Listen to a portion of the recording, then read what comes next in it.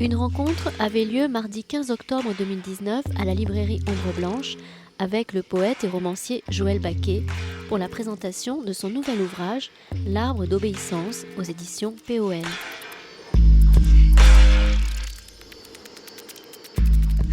Bonsoir à tous. Merci d'être présents pour cette rencontre avec Joël Baquet autour de son dernier livre L'Arbre d'obéissance, paru aux éditions POL. Joël Baquet, merci d'être parmi nous ce soir. Merci de m'accueillir. Assis, je crois que ce sera quand même plus confortable. L'Arbre d'obéissance, votre roman sorti à la rentrée. Nous en parlions avec les autres libraires du rayon littérature juste avant de venir. Nous avions lu vos textes précédents. Nous avions beaucoup aimé vos textes précédents. Nous avons énormément aimé aussi L'Arbre d'obéissance, mais qui nous a quand même beaucoup déstabilisés parce que, à notre sens, très différent de vos textes précédents. Avant de venir peut-être sur ces différences, on va juste planter le décor rapidement. L'Arbre d'obéissance est la biographie d'un stylite qui a vécu au 5e siècle, Siméon. Biographie faite par Théodoré, moine qui a également existé au 5e siècle. Ma première question serait, comment est-ce qu'on rencontre Siméon, le stylite, donc ascète qui va vivre debout sur une colonne quasiment toute sa vie? Comment on le rencontre et comment ça devient un personnage de roman? Ou c'est peut-être Théodoré que vous avez rencontré en premier? En fait, j'ai rencontré, comme vous dites, Siméon il y a très très longtemps dans une médiathèque en feuilletant un livre, des livres comme ça, c'était une médiathèque en région parisienne. Il y a 15-20 ans, j'ai trouvé un livre sur les ascètes de cette époque. Puis j'avais lu ce livre parce que c'était quelque chose qui était assez étonnant. C'est une époque assez violente quand même, des formes d'ascèse très originales, surtout le stylitisme, qui consistait à se mettre en haut d'une colonne sur une plateforme pour prier et jeûner, en état alimenté par un système de nacelles à nausier, des jarres. Et enfin, Siméon qui a existé, enfin, c'est pas un roman historique, c'est une fiction, mais il a existé, il a vécu 42 ans sur une colonne sans jamais descendre. Sinon, pour aller sur une autre, un peu plus loin, un peu plus haute. Mais j'avais lu, puis j'avais oublié. Et puis, quand j'ai commencé... Alors, je peux pas répondre à cette question sans expliquer comment j'écris et pourquoi j'écris. C'est indissociable. Le premier point, c'est que je ne choisis pas du tout le sujet. Un jour, je lis quelque part une phrase, pas forcément littéraire. Bon, c'est toujours pareil, hein, ça peut donner naissance à un roman, de la poésie. C'est toujours une phrase que je lis quelque part, qui me tourne en tête parce qu'elle me plaît, souvent parce qu'elle a une particularité, mais pas toujours. Après, cette phrase se transforme. Il y en a 2-3 autres qui arrivent toujours dans mon esprit, quand je marche ou pas, voilà. Et je commence à écrire, mais je ne sais pas ce que j'écris, c'est juste des phrases. Et là, j'ai commencé à écrire, c'était des personnages qui étaient dans le désert. Et petit à petit, j'ai poursuivi dans cette idée, sans savoir ce que j'allais écrire. Est apparu le personnage des ascètes d'abord, diverses sortes d'ascètes que j'avais découvert à l'époque dans ce livre, il y a très très longtemps. Et après, Siméon. Et donc, ça a commencé comme ça, en fait. Je n'ai pas voulu écrire sur Siméon. J'ai été porté à l'écrire parce que ça c'est tombé sur lui, quoi.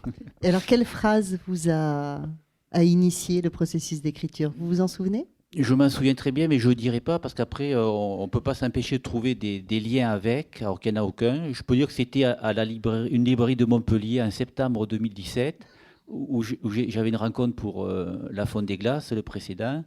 Et puis, en attendant la rencontre, j'ai feuilleté un livre qui était sur le présentoir, comme j'ai fait chez vous. Et j'ai lu une phrase d'un roman qui m'a énormément plu. C'est un côté, on ne sait pas trop qui parlait, des fantômes, des voix, une voix off. Et c'est à partir de là que cette phrase s'est transformée et a donné lieu à une autre phrase qui est dans le livre, qui était la phrase initiale de départ, qui est nous étions dans le désert pour chercher la face de Dieu. C'est ce que j'ai écrit. Mais à partir de ça, voilà. Et après, j'ai écrit, c'est dans le livre vers la fin ou le milieu, nous étions quelques centaines, quelques milliers peut-être. Donc j'ai compris que je parlais d'ascètes.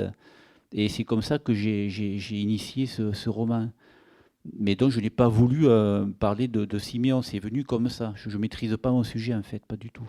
Enfin, je veux dire, je ne le choisis pas. Voilà. J'entends, parce que je crois que vous le maîtrisez quand même un peu. Comment, justement, non pas comment, donc Siméon, qui apparaît comme personnage, qui va vous guider, que vous conduisez au fil des phrases ou qui vous guide dans votre écriture.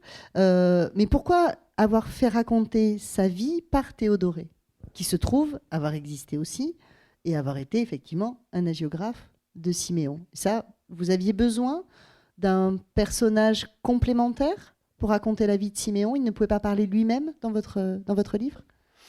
Ben, il se trouve que c'est ce que j'ai écrit, c'est ce qui s'est développé dans le livre. C'est pas.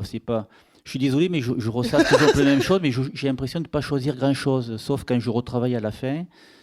Mais ce que je peux dire, c'est que pour moi, Siméon, c'est un saint.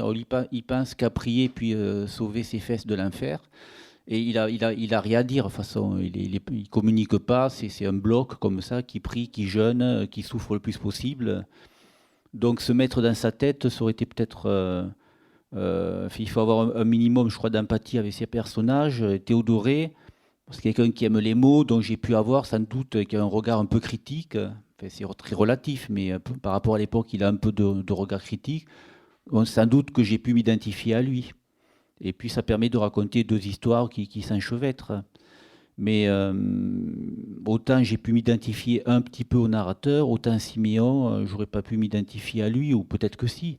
Mais ça s'est fait comme ça, en fait. C'est une question, parce que donc quand j'ai lu votre roman, habitué à l'humour qui traverse habituellement vos livres, à part peut-être La mer, c'est rien du tout, qui est un texte un peu plus singulier, peut-être un peu plus à part dans votre travail littéraire, je m'attendais, et quand le représentant est venu nous en parler au mois de juin, on s'est dit, qu'est-ce qu'il va nous inventer comme pas blague, mais comme farce autour d'un personnage qui nous paraissait extrême, parce que des ascètes sont quand même, et Siméon en particulier, choisissent des voies tout à fait extrêmes pour prouver leur foi et communiquer avec Dieu. Et au fur et à mesure de la lecture, il y a des choses très drôles, il y a toujours votre humour qui est là derrière, parfois même de l'ironie, et en même temps, on vous sent très sérieux dans la façon de traiter votre sujet. Et je me suis demandé si Siméon n'était pas, alors c'est peut-être un peu facile, mais un peu une figure de l'écrivain tout seul, avec son stylo ou face à son ordinateur, au-dessus des autres, ou en tout cas à l'écart des autres, observant la masse et vivant dans une espèce d'ascèse aussi. Là, une fois de plus, je suis désolé, mais c'est exactement le contraire. C'est-à-dire que je déteste, en fait, moi, entendre les écrivains dire que l'écriture est une torture, que l'angoisse de la page. Pour moi, c'est un plaisir, une jubilation. Si j'ai pas ça, j'écris pas. Et je fais tout pour démythifier un peu le travail d'écriture. C'est pas forcément une souffrance, c'est pas... donc, non, jamais j'aurais l'idée de symboliser un écrivain par un ascète qui se fait souffrir, pas du tout. Non.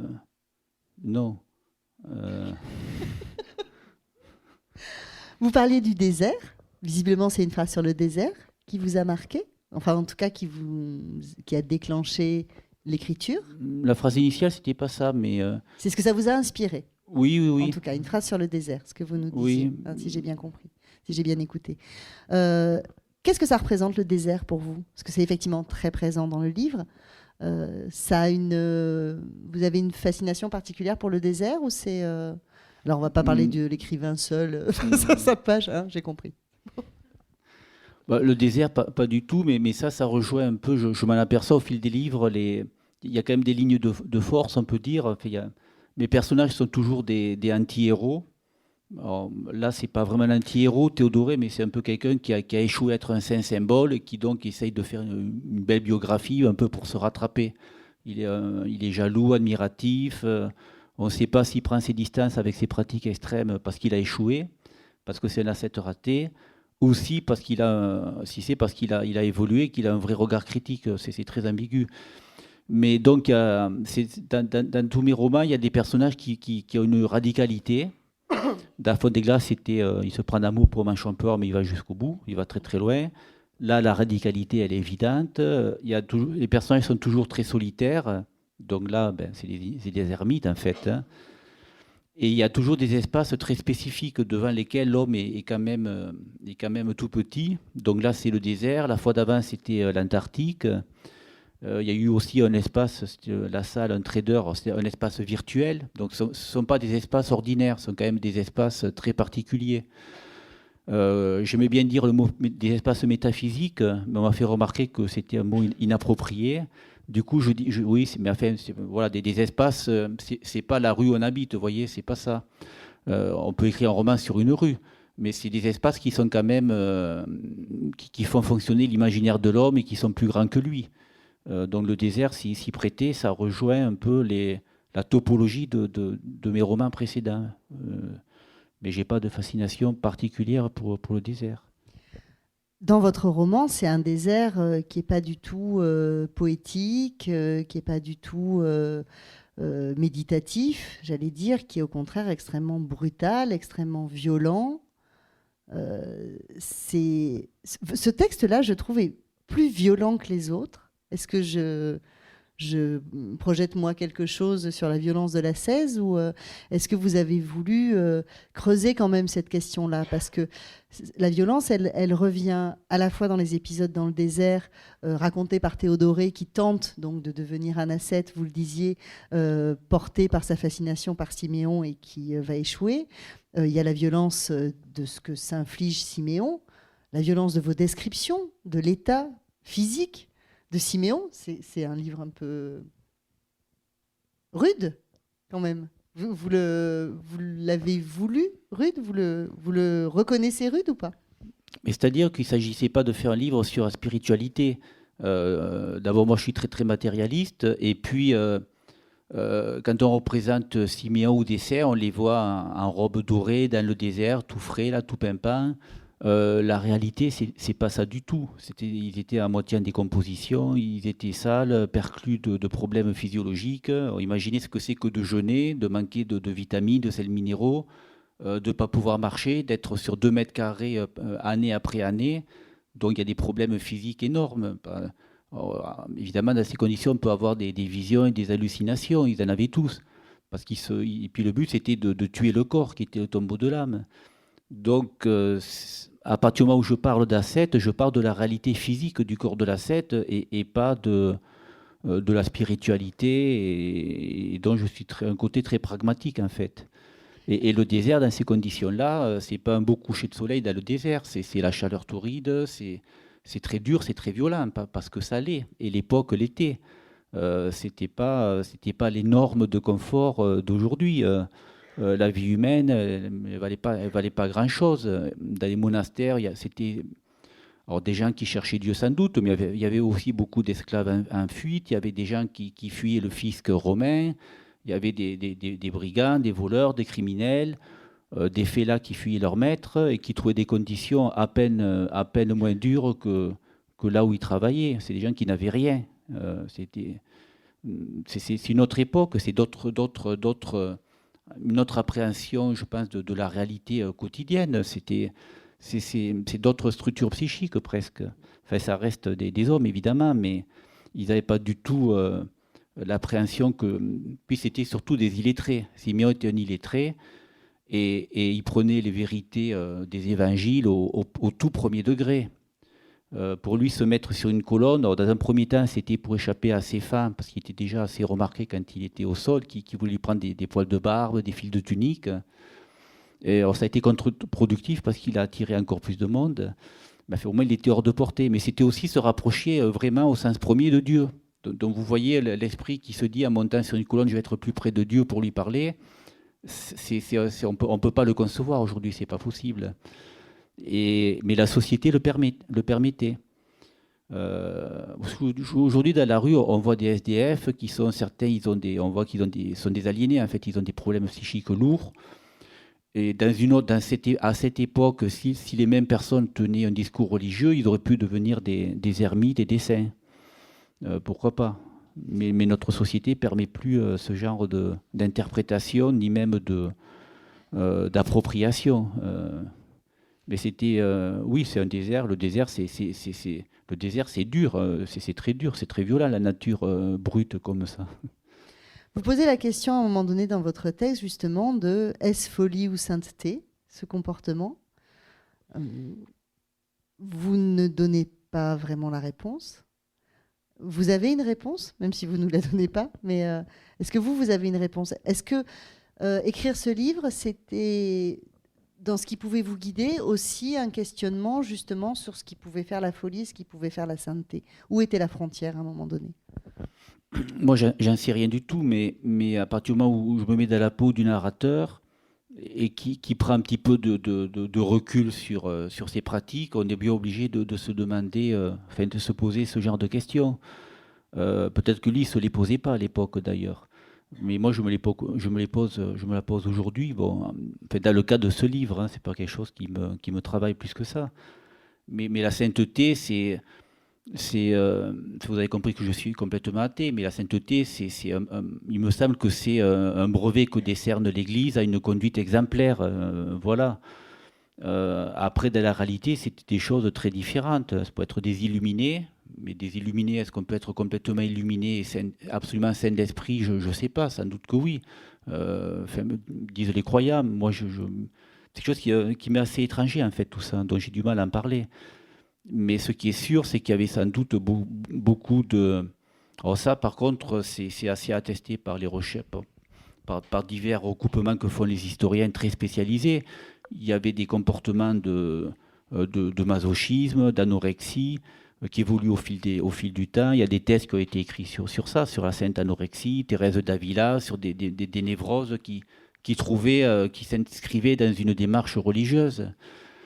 Mais ces ascètes-là, ils allaient quand même très très loin. Donc la plupart des gens ne faisaient pas ça, mais eux le faisaient. Ça veut dire déjà qu'ils étaient différents de la plupart des gens de cette époque. Pour moi, c'était de demi-fou, oui. Sinon, on pouvait pas aller si loin. Mais ça, c'est un point de vue très personnel et qui n'est pas documenté. Je ne suis pas historien du tout de la chose. Le fait est que ça existait et massivement à cette époque-là, c'était, je ne vais pas dire une mode, c'est pas approprié, mais il y avait énormément d'ascètes qui vivaient dans des conditions pour nous épouvantables et à peine tenables. Ceci dit, si on est croyant, qu'on croit vraiment à la réalité comme physique de l'enfer, une éternité de souffrance, et qu'on puisse éviter ça en souffrant juste le temps d'une vie terrestre, c'est un bon deal, ça vaut la peine. D'un point de vue comptable, ça vaut la peine. Juste, il faut y croire, pas de façon au deuxième degré, il faut y croire concrètement et physiquement, comme ils y croyaient. Là, je pourrais comprendre.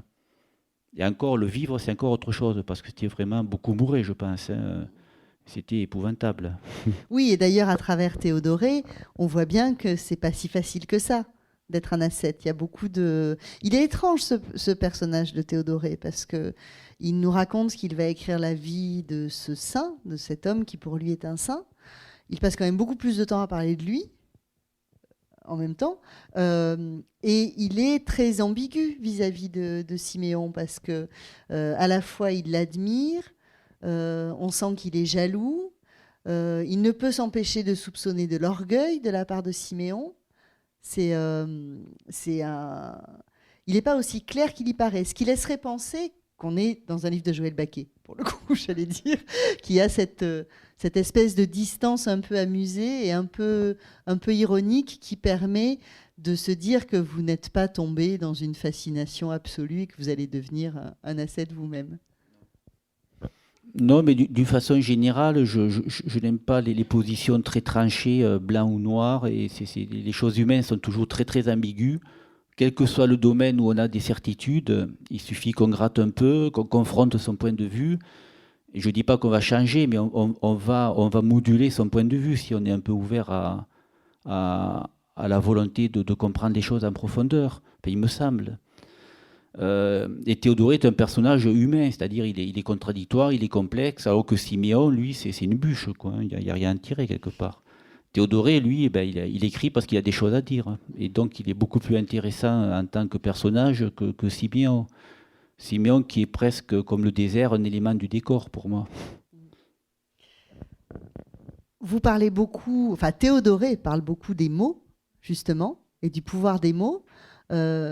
Est-ce que là, quand même, il n'y a pas de votre part une forme d'hommage à la littérature et à l'écriture, en tout cas comment dire, une reconnaissance à ce pouvoir-là? Est-ce que c'est une façon pour vous de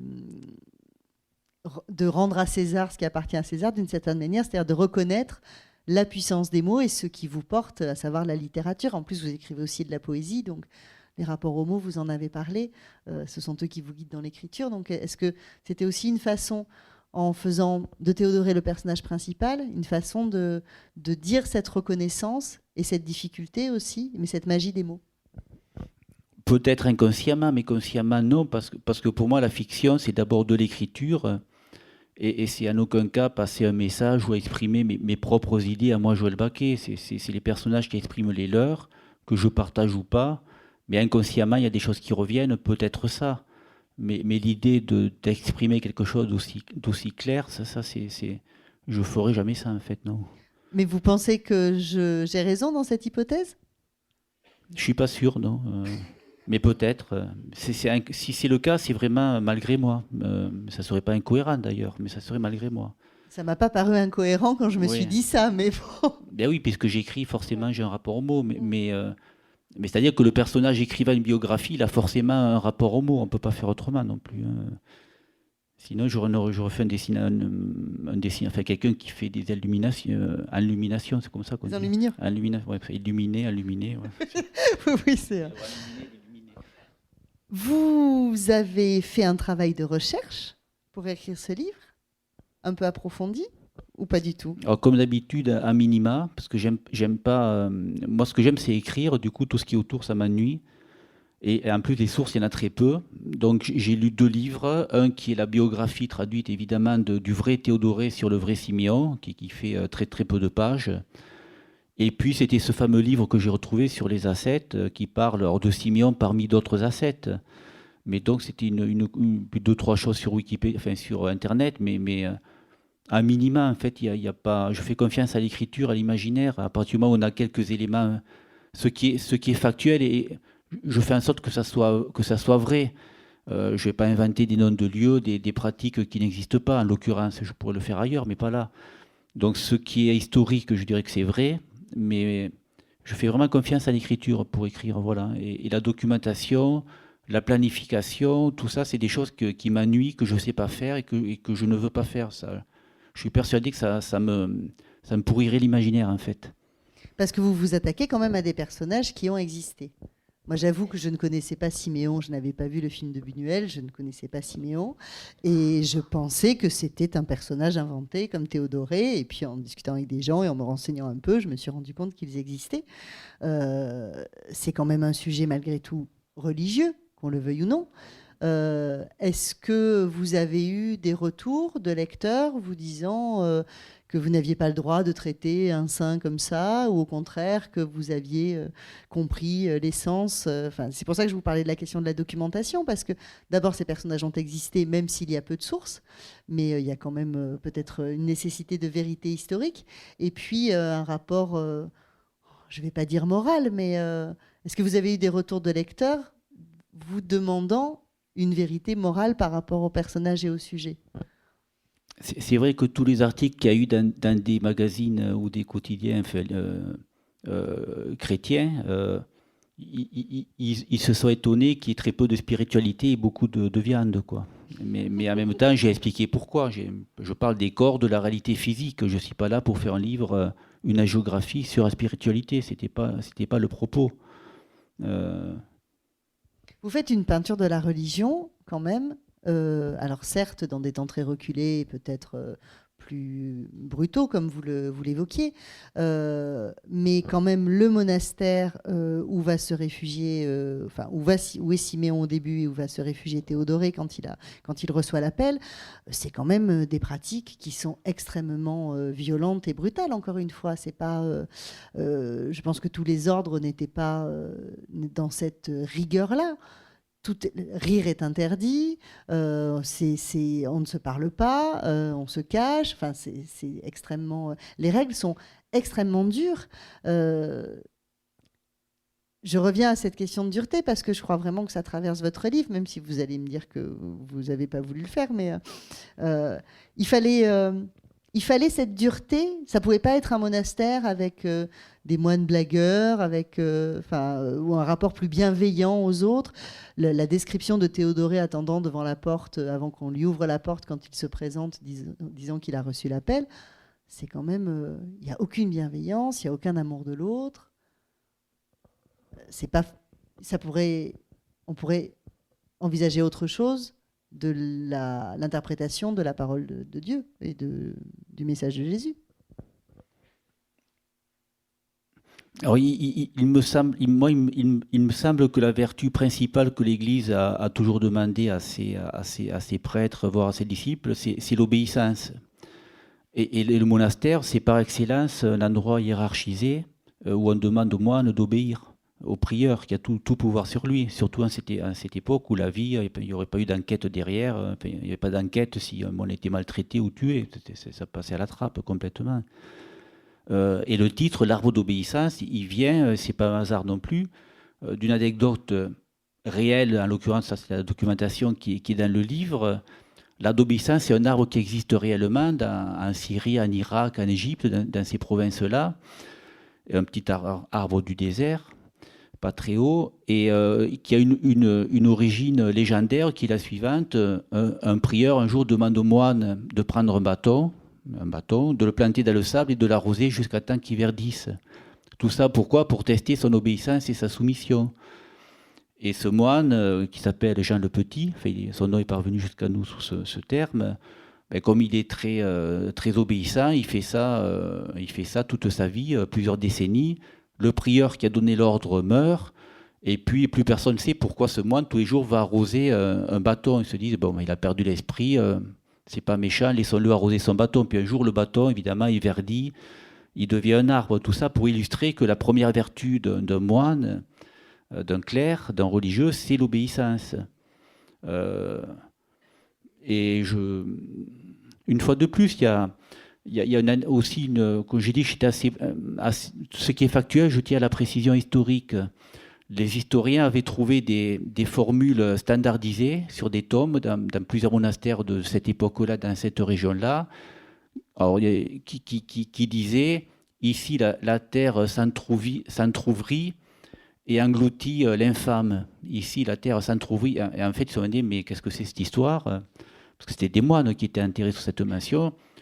Et en fait, ils se sont aperçus, les historiens, que c'était des moines qui avaient été tués à coups de bâton par le prieur. Parce qu'il y avait des prieurs qui étaient des demi-psychopathes, je pense, qui étaient extrêmement violents, connus pour ça, et qui battaient les moines, et qui étaient très faibles, certains jusqu'à la mort. C'est pour ça que c'est une époque qui n'a aucun rapport avec la nôtre, qui est extrêmement brutale. Donc la spiritualité, tout ça, c'est une chose, mais la réalité historique, c'est ça. C'est l'époque de l'Empire romain, quand même, au moment où ils se désagrègent. Vous voyez, c'est pas tout à fait nos normes. On balançait les jeunes dans les arènes, dans les mines, ils ne voyaient plus jamais le jour. C'était l'esclavage industriel, voilà. Donc c'est une époque qui permettait ça. Et l'Église, elle est de son temps. Toujours, les normes de l'Église progressent, pas les dogmes évidemment, mais les pratiques. Les moines aujourd'hui ont le chauffage, ils ne vivent pas comme au Moyen-Âge. Progressent avec la société. Et la société, à cette époque, c'était la société de la fin de l'Empire romain. Donc une société esclavagiste où la vie humaine, c'était peanuts. Hein. Je reviens sur l'arbre d'obéissance parce qu'il y a deux références. Il y a l'anecdote que vous nous avez citée et puis le bâton. Il y a beaucoup de bastonnades quand même dans votre livre, ce qui ouvre des passages d'ailleurs assez drôles et donc un peu piégeux parce qui nous laisse, surtout au début, où quand Théodoré se fait battre par son père parce qu'il dit qu'il a entendu l'appel et qu'il doit aller au monastère, ce qui n'est pas une vérité historique de ce que j'ai vu sur Internet, puisque sur Internet, on nous dit que dès sa naissance, Théodoré était destiné à la vie religieuse. Vous vous êtes permis une liberté pour illustrer le pouvoir du bâton et cet arbre d'obéissance, cette autre forme de l'arbre d'obéissance ? C'est-à-dire que je n'ai pas cherché la vérité historique à tout prix sur les personnages. Théodoré, je le fais parler, j'ai fait dire ce que je veux, en fait. Voilà. Mais j'allais dire, vous en faites un homme bien plus que ce qu'il avait l'air d'avoir été. Je ne l'ai pas connu. Mais vous en faites quelqu'un de bien plus faible, bien plus humain que ce qu'on nous présente dans le peu de recensions qu'on peut trouver de sa vie et de son parcours. C'était important, cette humanité, quand même, face à ce que Théodoré lui-même nomme la sauvagerie envers soi-même de l'ascète. Il fallait un contrepoint. En fait, moi, ce qui m'arrange, c'est ce qui me fait écrire et avancer ma fiction. Donc, tout est beau à prendre. J'ai pris cette voie-là, j'aurais pu en prendre une autre, mais c'est celle-là que j'ai écrite. C'est pas vraiment un choix a priori, comme je disais. Et donc la vérité historique qu'il était destiné par ses parents à leur religion, tout ça, je le sais, mais ça m'a pas paru intéressant. J'ai préféré parler d'un adolescent, un adolescent qui entend une voix, ses parents qui sont pas d'accord, donc il donne du bâton, plus on lui tape dessus, plus il se sent devenir martyr, donc plus il se rebelle contre ses parents. C'est assez classique d'un adolescent, même d'aujourd'hui, de tout temps. Donc ça m'a plu de le décrire comme ça. En même temps, il dit à plusieurs reprises que quand il y a moins de témoins, il sent moins l'appel et il se sent moins... Il y a aussi une question d'orgueil dans son rapport à cet appel. Oui, d'orgueil, d'obstination, d'esprit de contradiction. Et puis je crois que tous, on affiche des positions, mais dans la réalité, on est peut-être plus modéré envers soi-même. Enfin voilà, il y a toujours un petit jeu social pour tout le monde, hein, avec des enjeux divers, évidemment. Mais je vois pas pourquoi lui y aurait échappé. Parce que c'est un moine, peut-être. On pourrait penser qu'il y échapperait naturellement, ou en tout cas par philosophie, j'ai envie de dire. Alors qu'on vous recréez effectivement une société avec de la jalousie, avec une espèce d'espionnage, enfin une méfiance.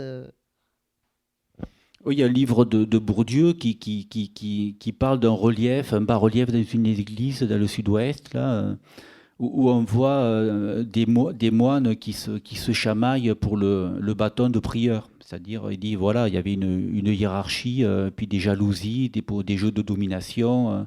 Chacun voulait être calife à la place du calife, c'était prieur. Le clergé n'échappe évidemment pas aux caractéristiques humaines, sociales. Moi, ça me semble évident. Les seuls qui pourraient peut-être y échapper, c'est les prophètes, les ascètes, qui eux sont des individualités fortes ou des illuminés, et qui en général ont beaucoup déplu, il me semble, à l'Église, parce qu'ils ils étaient ingérables, quoi. Ingérables, et puis renvoyant les autres moines à leur incapacité à être à ce niveau de croyance aussi. C'est évoqué à plusieurs reprises dans le livre. C'est un miroir qui leur est tendu, qui est assez terrible. Assez terrible. En tout cas, qui les rabaisse beaucoup. Il y a aussi tout ce rapport de domination de Siméon sur les autres moines et sur Théodoré en particulier. Oui, enfin, moi, le personnage de Siméon, je le vois comme un personnage réellement hors norme. Il ne fait pas que semblant, il le fait vraiment, et toute sa vie. Historiquement, c'est quand même un homme qui réellement a vécu 42 ans sur 2 mètres carrés. Donc ça... Enfin voilà, il a vraiment fait quelque chose de hors du commun. C'est pour ça qu'on en parle aujourd'hui encore. C'est fou, pour moi c'est complètement fou, mais il l'a fait. Il l'a fait. Les autres ne l'ont pas fait, ils n'y sont pas arrivés. C'est beaucoup trop... c'est impossible à faire. C'est beaucoup trop violent, trop dur. Et il a inventé aussi une forme d'ascèse, là, l'idée de se mettre sur des colonnes, qui est très originale. Ça a été un novateur quelque part dans l'ascèse. Non, mais réellement. Voilà. Alors je reviens quand même à ma métaphore de l'écrivain seul sur sa colonne, parce que Joël, avec qui vous discutiez tout à l'heure, qui est libraire aussi à Ombre Blanche, me rappelait que dans La mer, c'est rien du tout.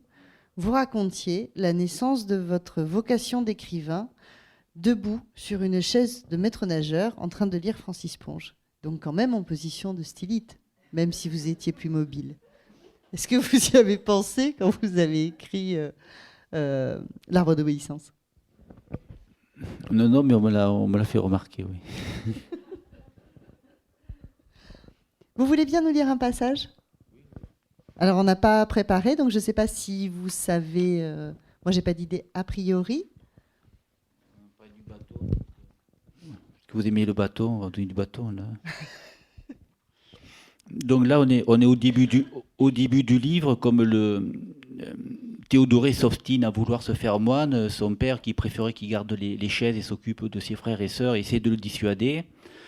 Et comme il n'y arrive pas, il amène voir un ancien moine de Téléda qui est devenu un ermite pour le dégoûter, en fait. Il dit, tu vois, si tu deviens moine, tu risques de finir comme lui.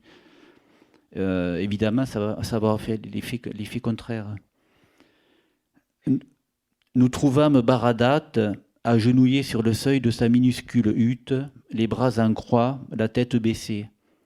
Ses haillons puaient, les mouches entraient, sortaient de ses narines. Elle marchait sur ses lèvres sans qu'un trait de son visage bougeât. Je soupçonnais qu'il était mort, tenant sa position grâce à cette rigidité que j'avais souvent vue à des bêtes crevées.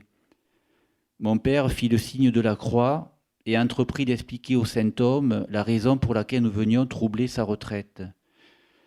Ses paroles étaient assez peu claires, mais il n'était pas certain que Baradat fût encore de ce monde.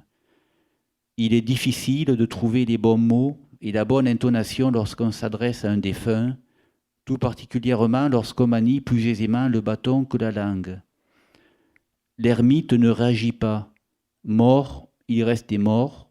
Vivant, il demeurait comme mort. Mon père s'excusa à nouveau de troubler sa solitude. Seul le désespoir l'avait amené à pareille extrémité. Voici mon fils, mon aîné, un vaurien qui prétend avoir entendu une voix lui commander d'aller se faire moine au monastère de Téléda. Il faut des moines, bien sûr, mais il faut aussi des bergers, et puis des fils et des frères, compléta-t-il sur une inspiration qui parut l'étonner lui-même. Et il faut aussi des coups de bâton, ajoutai-je aussitôt, démontrant devant le saint homme ma capacité à prédire l'avenir immédiat. Mon père leva son bras pour me châtier de cette impertinence et moi les miens pour me protéger, mais il utilisa le bâton pour me désigner, posé à même le sol, une poignée de figues couvertes de filaments blancs, un pain paraissant un peu plus dur que des cailloux du chemin, un bol d'eau croupi. Sans doute pensa-t-il que la perspective d'une pareille nourriture était de nature à remettre mes oreilles dans la bonne direction, afin qu'elles n'entendent plus de voix intérieures. C'est alors que Baradat baissa ses bras décharnés, attestant qu'il vivait encore, du moins dans cette partie de son corps, et releva la tête. Il tourna son visage vers moi et me regarda, ou plus exactement ses yeux s'inscrivirent dans mon regard, car lui n'avait plus de regard. Il n'avait pas perdu la vue, mais était devenu aveugle aux choses de ce monde. Ses yeux étaient vides, ni bienveillants, ni hostiles, simplement vides. Il pouvait voir, mais aucun regard ne les habitait, et cela fit bondir mon cœur d'effroi autant que d'admiration et d'amour. Oui, d'amour. Baradat avait, lui aussi, entendu l'appel, et il y répondait depuis une quarantaine d'années, priant et se mortifiant à cette même place. Cela ne dura qu'un instant, car il se coucha, bras en croix, front dans la poussière. Il ne bougea plus et nous comprîmes que l'entretien était terminé.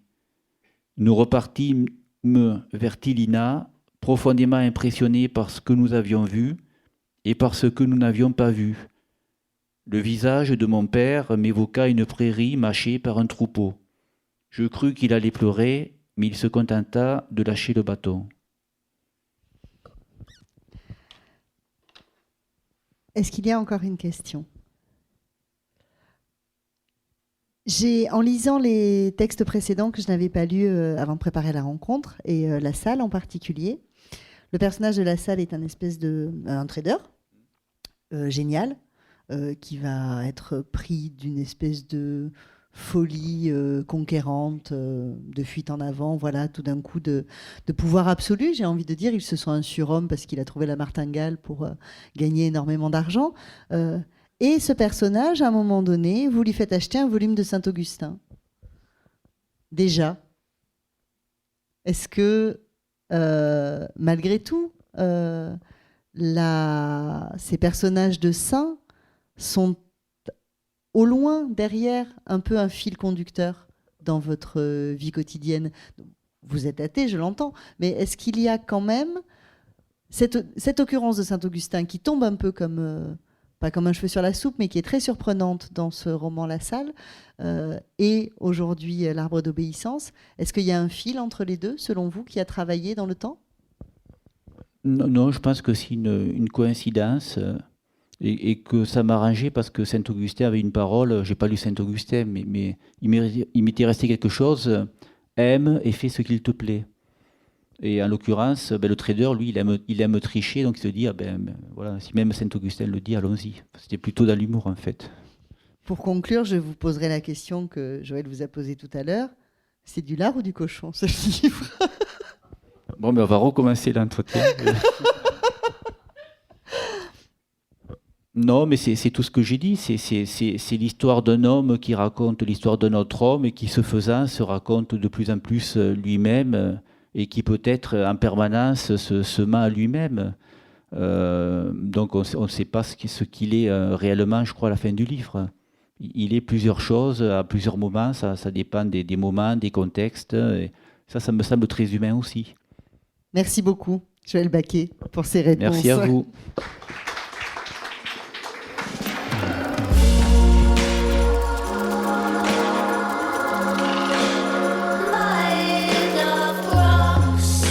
C'était Joël Baquet à la librairie Ombre Blanche le 15 octobre 2019 pour la parution chez POL de son nouvel ouvrage L'Arbre d'obéissance. Joël Baquet a aussi fait paraître chez ce même éditeur Air du Mouton en 2011, La Salle en 2015, La mer c'est rien du tout en 2016 et La Fonte des glaces en 2017.